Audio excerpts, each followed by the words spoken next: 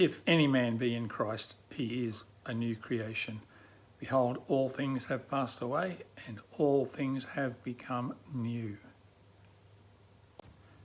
How new is my question? To what extent have we been made new?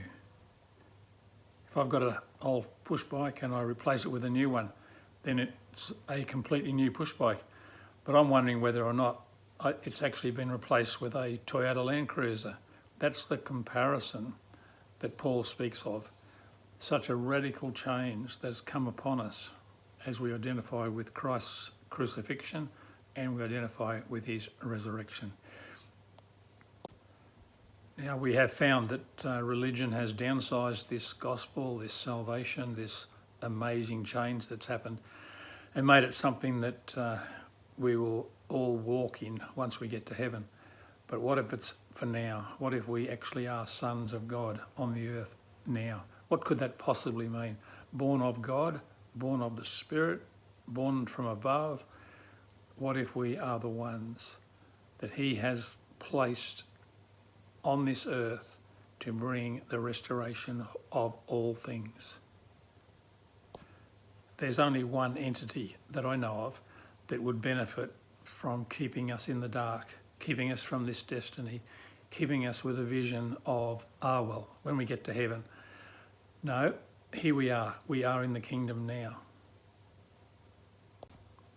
Paul speaks of us being transfigured from one degree of glory to another. He repeatedly talks of our union with Christ, being in Christ, being of Christ, living through Christ, being in union with him is a constant focus of Paul's teaching.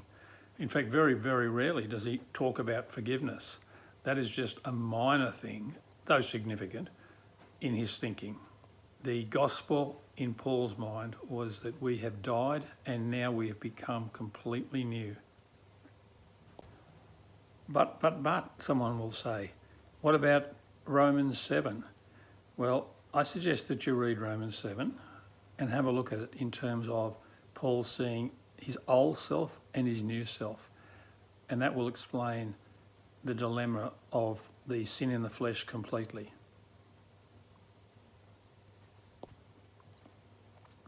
Just as in Galatians, Paul said, no longer I, but it is Christ who lives in me. Yes, how incredibly new are you?